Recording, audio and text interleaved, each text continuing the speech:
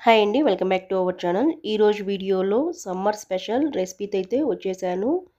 Fruit షర్బత్. Summer వచ్చిందంటే ఒంట్లో వేడిని తగ్గించడానికి ఇలా షర్బత్ కానీ, జ్యూస్ కానీ, లేదంటే బటర్ మిల్క్ అని ఏదైనా కానీ డైలీ తీసుకుంటూ ఉండాలి. ఈ షర్బత్ కోసము నేనిక్కడ 1 ఫుల్ మస్క్ మిలను, ఒక పొమోగ్రనేట్, ఒక యాపిల్ అయితే తీసుకున్నాను. వీటితో పాటు మీకు ఇష్టమైన ఫ్రూట్స్‌ని ఏవైనా తీసుకోవచ్చు.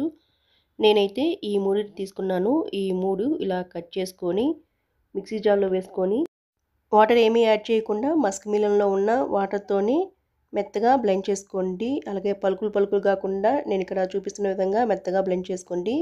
ఇలా బ్లెండ్ చేసుకున్నారంటే ఈ జ్యూస్‌ని వడగట్టకుండా డైరెక్ట్‌గానే షర్బత్‌ని చేసుకోవచ్చు.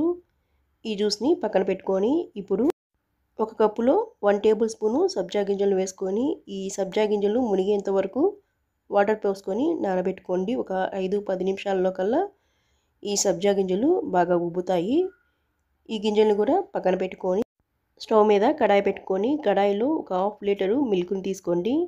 మీరు ఈ పాలని ఫుల్ క్రీమ్ మిల్క్ అయినా తీసుకోవచ్చు, లేదంటే నార్మల్ పాలైనా తీసుకోవచ్చు. నేనైతే ఇక్కడ ఫుల్ క్రీమ్ మిల్క్‌ని యూజ్ చేస్తున్నాను. ఈ పాలు పొంగు వచ్చేంత వరకు ఇలా గరిటెతో కలుపుతూ ఉండండి. పొంగు వచ్చిన తర్వాత మన మిగతా ప్రాసెస్ ఉంటుంది. ఇలా పొంగు రాగానే ఒక కప్పులో 1/2 కప్పు వరకు మిల్క్‌ని తీసుకోండి. ఈ మిల్క్, పచ్చిపాలు, ఇందులో ఒక 2 టేబుల్ స్పూను కస్టర్డ్ పౌడర్‌ని వేసుకోండి. నేను తీసుకున్న ఈ కస్టర్డ్ పౌడరు కేసరి పిస్తా తీసుకున్నానండి ఫ్లేవర్ కోసం.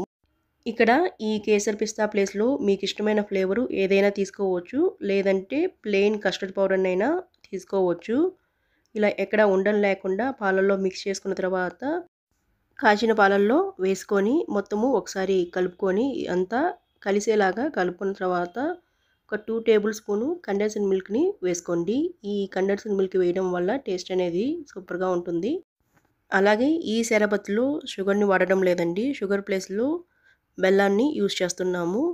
కాబట్టి బెల్లంని లాస్ట్‌లో యాడ్ చేసుకుంటాము. ఈ పాలు లైట్‌గా కొంచెం థిక్‌గా అయ్యి దగ్గరికి వచ్చిన తర్వాత బ్లెండ్ చేసి పెట్టుకున్న జ్యూస్‌ని వేసుకొని జస్ట్ ఒక సింగిల్ బాయిల్ వచ్చేంత వరకు ఉడికించుకుంటే సరిపోతుంది.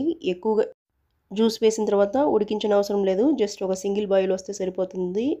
ఇలా మొత్తము కలిసేలాగా కలుపుకున్న తర్వాత జస్ట్ ఒక సింగిల్ బాయిల్ రాగానే స్టవ్ ఆఫ్ చేసుకోండి. స్టవ్ ఆఫ్ చేసుకొని గోరువెచ్చగా అయ్యేంత వరకు పక్కన పెట్టుకోండి. ఇప్పుడు మరొక కడాయి తీసుకొని అందులో 3 కప్పుల వాటర్‌ని పోసుకోండి. 3 కప్పులకు గాను పావు కప్పు వరకు సగ్గుబియ్యాన్ని తీసుకోండి. ఈ సగ్గుబియ్యము పూర్తిగా ట్రాన్స్పరెంట్ అయ్యి మధ్యలో నొక్కి చూస్తే మనకి మెత్తగా తగలాలి, గట్టిగా ఉండకూడదు. అలా వచ్చేంత వరకు లో నుండి మీడియం ఫ్లేమ్ అడ్జస్ట్ చేసుకుంటూ ఉడికించుకోండి. ఇక్కడ చూస్తున్న విధంగా పూర్తిగా ట్రాన్స్పరెంట్ అయిన తర్వాత ఒకసారి చెక్ చేసుకుంటే మధ్యలో మనకి గట్టిగా తగలకూడదు. ఇలా మెత్తగా ఉడికించుకున్న తర్వాత ఈ సగ్గుబియ్యాన్ని కూడా పక్కన పెట్టుకొని ఇప్పుడు స్వీట్‌నెస్ కోసము 1 కప్పు తురిమిన బెల్లాన్ని తీసుకోండి. తురిమిన బెల్లము లేదంటే బెల్లం పౌడర్ అయినా కానీ 1 కప్పు వరకు తీసుకోండి. లైట్‌గా ఒక 2-3 టేబుల్ స్పూను ఈ బెల్లము కరగటానికి ఒక 3 టేబుల్ స్పూన్స్ వరకు వాటర్‌ని వేసుకొని ఈ బెల్లాన్ని కరిగించుకోండి. ఈ బెల్లము కరిగేలోపు కస్టర్డ్ మిల్క్ గోరువెచ్చగా అయ్యి ఉంటుంది కదా! ఈ కస్టర్డ్ మిల్క్‌ని ఒక బౌల్‌లోకి తీసుకొని ఫ్రీజర్‌లో ఒక హాఫ్ అన్ అవర్ నుండి 1 అవర్ వరకు, లేదు అంటే లైట్‌గా కూల్ అయ్యేంత వరకు ఫ్రీజర్‌లో ఉంచండి. అలాగే సగ్గుబియ్యాన్ని కూడా ఇలా చిల్లులు గరిటెలో వేసుకొని వాటర్ ఏమీ లేకుండా డ్రైన్ అవుట్ చేసి పెట్టుకోండి.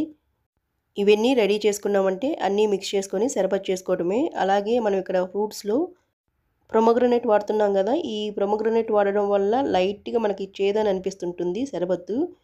ఆ చేదుని కవర్ చేయటానికి, బ్యాలెన్స్ చేయటానికి ఈ బెల్లంని కొంచెం ఎక్కువ క్వాంటిటీలో తీసుకోవాలి. ఈ బెల్లం సిరప్ పూర్తిగా కరిగిన తర్వాత అలాగే మనం ఫ్రీజర్‌లో నుండి హాఫ్ అన్ అవర్ తర్వాత ఈ కస్టర్డ్ మిల్క్‌ని తీసాం కదా! అలాగే ఈ బెల్లం సిరప్‌ను కూడా లైట్‌గా గోరువెచ్చగా అయ్యేంత వరకు పక్కన పెట్టుకున్న తర్వాత ఇలా కస్టర్డ్ మిల్క్‌లో ఈ బెల్లం సిరప్‌ని మిక్స్ చేసుకోవాలి. లేదంటే పాలు విరిగిపోతాయి. లేదు మీరు ఆర్గానిక్ బెల్లంతో గాని చేసుకున్నారంటే పాలతో పాటుగా బెల్లంను కూడా వేసుకొని చేసుకోవచ్చు. ఇందులోనే సగ్గుబియ్యాన్ని కూడా వేసుకొని మొత్తము ఒకసారి కలుపుకున్న తర్వాత మనం 10 నిమిషాలు సబ్జా గింజలు నానబెట్టుకున్నాం కదా! ఆ సబ్జా గింజలను కూడా ఇందులో వేసుకొని మొత్తము ఒకసారి కలుపుకొని సర్వ్ చేసుకోవడమే. సూపర్ టేస్టీగా ఉంటుందండి. ఒకసారి ట్రై చేయండి. అలాగే ఒంట్లో ఎంత వేడున్నా కానీ ఈ షర్బత్ కానీ తీసుకున్నామంటే ఇట్టే వేడి అనేది తగ్గిపోతుంది.